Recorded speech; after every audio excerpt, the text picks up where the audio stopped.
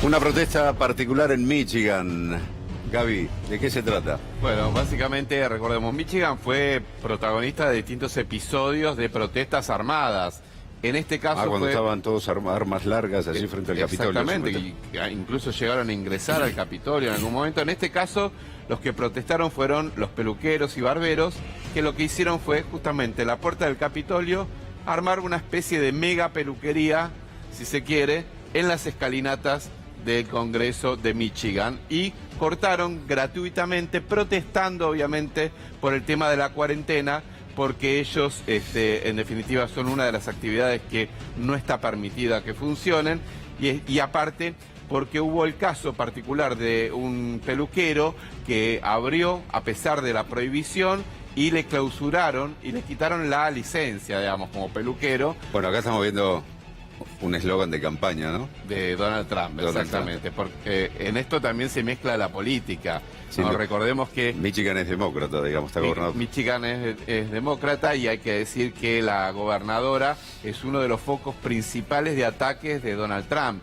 Cuando empezaron las protestas en Michigan pidiendo una mayor libertad en la cuarentena, el propio Donald Trump tuiteó, liberen a Michigan, decía, ¿no? Bueno, y en este caso lo que ocurrió fue esto: los peluqueros protestaron de esta manera, pacífica si se quiere. Igualmente llegó la policía y los multó por esto que estaba pasando, ¿no?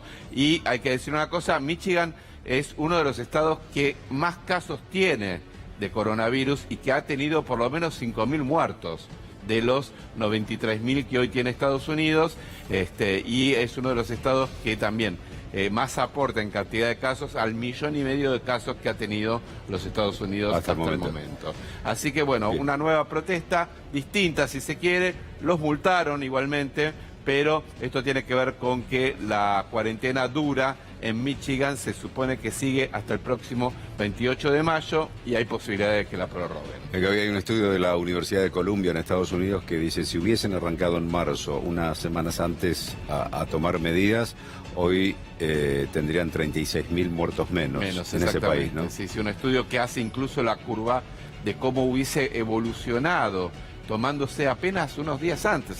Tampoco una semana antes. Una semana antes, exactamente.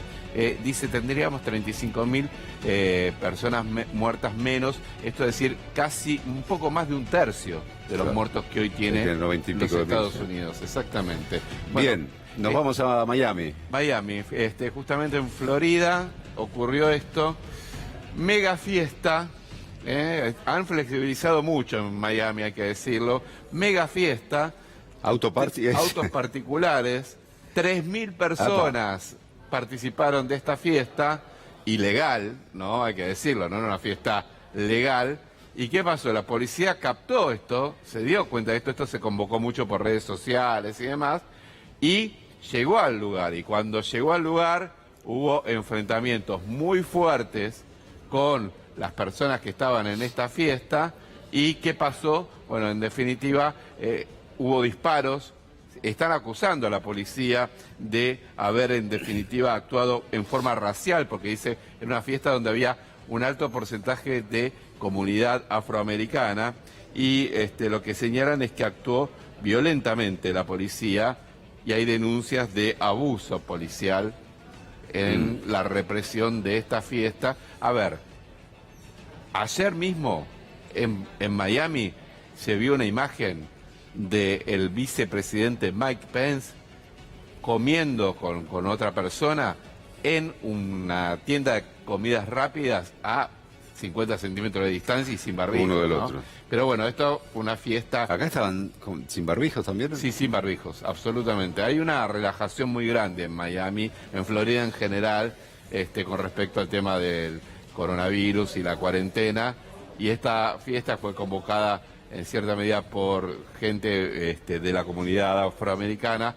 Terminó violentamente cuando llegó la policía y hubo enfrentamientos a los tiros. Hay que decir, Donald Trump está, bueno, los 50 estados de Estados Unidos hasta hace una semana, 35 todavía, 15 sobre 50 mantenían una cuarentena estricta. Ahora los 50 están estudiando medidas de justamente aflojar con la cuarentena. En algunos ya directamente no hay cuarentena, en los que menos casos tienen. En algunos que todavía los casos siguen creciendo, han levantado la cuarentena igual, y esto está provocando una situación muy delicada.